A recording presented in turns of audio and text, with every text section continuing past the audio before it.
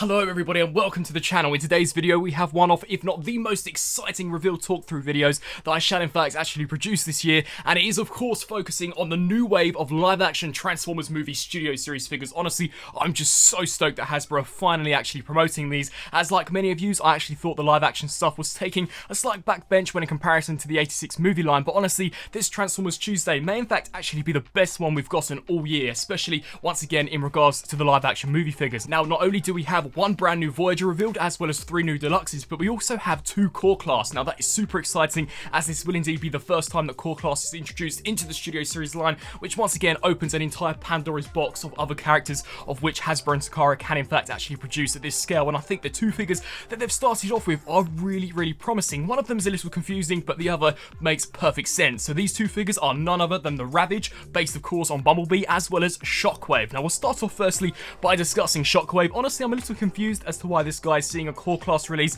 when in comparison to the likes of a Leader and Voyager. I imagine that will probably come later down the line, but in regards to an actual figure, I think this looks really good for the scale as well as price point. In regards to the robot mode, it looks pretty accurate to what we've seen on screen. Of course, there are some areas of which don't look that great, most noticeably, at least what I can see, would be the foot design. I don't think it looks as good as it would if it was a larger figure, but once again, this is only a core class, and no doubt we'll see a better version in the future in the Voyager or Leader. And to be fair, for a core class, I think they've done a stellar job, so if this guy is anything to go by, the larger format version is going to be so much better. You can see in regards to the colour scheme, you can never really get Shockwave wrong. This guy is of course predominantly purple with some grey highlights. I think the head sculpt looks fantastic, the chest unit looks great. I also actually really love that the actual arm cannon is detachable, so you can inverse it onto either arm. You can have the live action movie appearance, or you can harken back to his original G1 design, which I think is cool. There appears to be some really nice metallic silver highlights as well as sculpted in detail going on there, and as many of you know, pretty much none of the Bumblebee movie characters other than Bumblebee actually transformed on Cybertron, so that truly did give Hasbro complete creative license when it actually comes to these alt forms,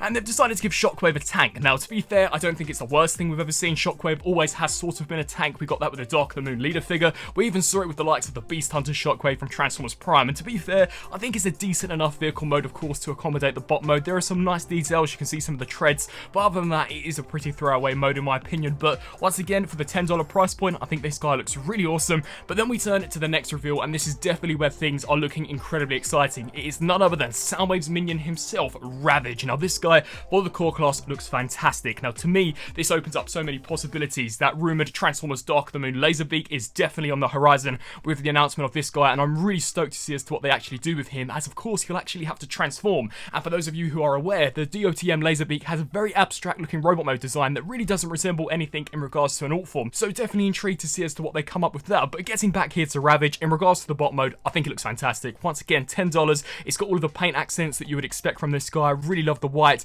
as well as the subtle bursts of red. We've also got some awesome metallic blue highlights going on for the head sculpt, and let's actually focus on that head sculpt. That looks super cool. You can see those menacing piercing teeth actually protruding from the mouth section. That all looks great. We've got the missile pod there just above where the neck is, and of course we've got the spinal detailing, the tail, which actually doesn't look too bad. This guy will indeed include 3 accessories, which is quite surprising. So 2 missile pods which attach onto the side of the thighs, much like we saw in the movie, as well as this larger silver cannon. Now I personally believe this to maybe be an attachment for the Voyager B-movie Soundwave, as I don't ever recall this version of Ravage actually coming with a missile in the movie, but definitely a decent incorporation. And then we can see him actually transformed into his Cybertronian cassette tape mode, and this once again looks pretty accurate to what we actually saw in the movie, and this is also intended to in fact actually store within Soundwave's chest, which I think is awesome. Great cross compatibility, and once again Ravage was definitely a character we needed, especially if Soundwave was on the horizon. Then we turn our attention to deluxe class figures. So we've got here Wheeljack. Of course I've already reviewed this guy, so be sure to check him out over on the channel. We'll skip him. Then we turn it to a super awesome reveal,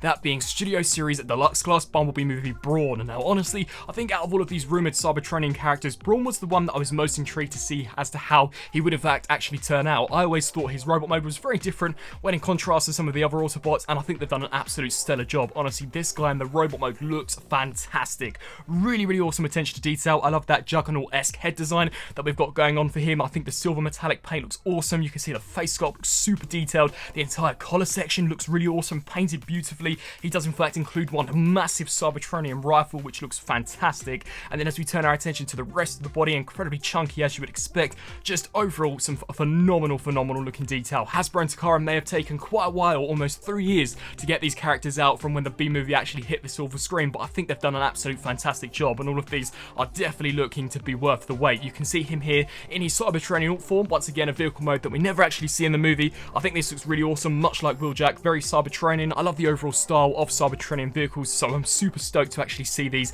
once again actually being implemented into a toy line. Personally, I think it's something refreshing and new. It's very different when in comparison to the 86 movie figures, and of course some of those Michael Bay live action films, so definitely all for this. A really awesome breath of fresh air. Then we turn our attention to Ratchet. Now this guy, up until his official announcement, was honestly a figure that I was actually quite hesitant to believe would ever actually come out, but once again, much like Brawn and Wheeljack, they look to have done a fantastic job. Now we really only see these characters for a very brief second in the movie, but they've definitely captured Ratchet's appearance. In regards to the face sculpt, once again they've smashed it out of the park. The level of detail going on for the faceplate alone looks phenomenal. Of course you can see there the G1-esque red crest, which I think looks good. We've got this really awesome metallic blue going on for the eyes, which ultimately really brings this character to life. And then as we just turn our attention to the torso, of course you've got that incredibly stylistic windscreen going on for the actual chest unit. I think that looks great, cast in blue plastic with some really nice Autobot insignia detailing smack bang in the center.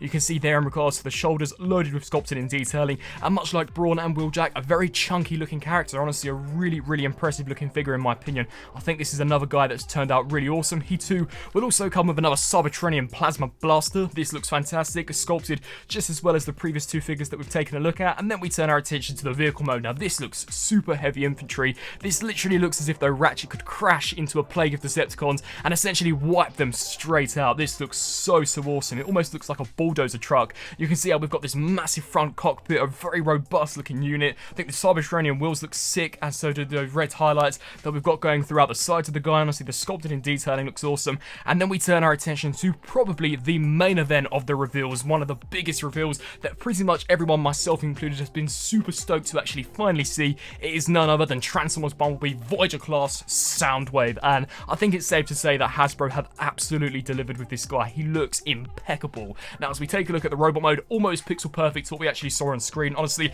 I don't think there's been a bad Soundwave figure actually produced from this movie. 3-0 did a smashing job, Mechanical Alliance also did a smashing job. Of course, they're a third party company, but when it comes to Hasbro and Takara, they too have also followed suit and have done a terrific version. So in regards to the face sculpt, much like the other guys, I think it looks fantastic. The mouthpiece looks awesome, the red visor is just super intimidating. We've got that concussion blaster actually attached onto the shoulder, which looks awesome. You can see some fantastic details such as the silver and the red in the actual blaster section. We take a look at the rest of the figure, I think the proportions all look great. It does in fact actually appear as if though he's got proper butterfly shoulders, so you can in fact actually hinge those shoulders up and down, which once again looks great. I do in fact love that they've sculpted the hands pre-posed, so they're not just a single fist with that awful peg actually inserted in them. They are in fact clasped, so that is really cool. So it does give you the impression that Soundwave has got one relaxed hand, and if you've got the blaster in the other one, you won't really be able to tell that it is in fact an open gestured hand. You can see there for the cassette deck, looks great. Of course, the core class Ravage will in fact actually be able to store within this, so that's really interesting. Sadly, we don't in fact actually get any product images of that. The blaster that Soundwave comes with looks great. You can see some of those nice Cybertronian cassette-esque details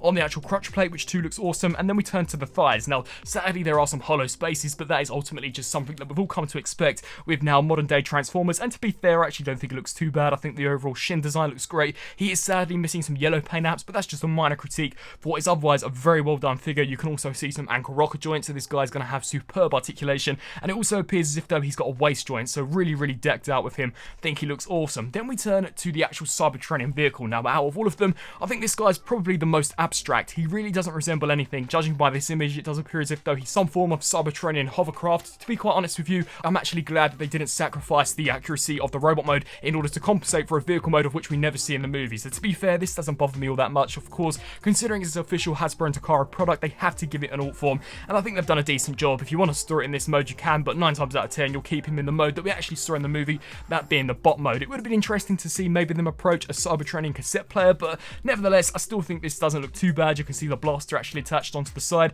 and that just about wraps up the Transformers Tuesday reveals for the Transformers Studio Series Bumblebee movie. Honestly, I think these guys look super awesome. Honestly, I'm so stoked with these. The core class is definitely a line that I'm super glad to in fact actually see being introduced into the Studio Series, and honestly, we've gotten some killer characters here. All of them look great. Honestly, I don't really have any fault upon first glance on any of them, and actually having Wheeljack in hand, he's a phenomenal figure, so if the others actually follow suit, then we're definitely in for some treats, especially judging by some of these images where that Soundwave and Brawn are concerned. I'd love to know your thoughts down in the comment section below. Out of all of the figures of which were revealed, which is the one that you're most stoked for? I know Soundwave's a fan favourite, but for me, I think they all look awesome. It's really interesting to actually see a core class Shockwave, so could we in fact actually see the other characters, of which should be in a larger format, actually get a core class release firsthand. I guess we'll just have to wait and see, but definitely super exciting times, and honestly, it's just so awesome that Hasbro are once again promoting these live action movie figures. Of course, let me know your thoughts down in the comment section below, and until my next video, I'll see you then. Thanks for watching.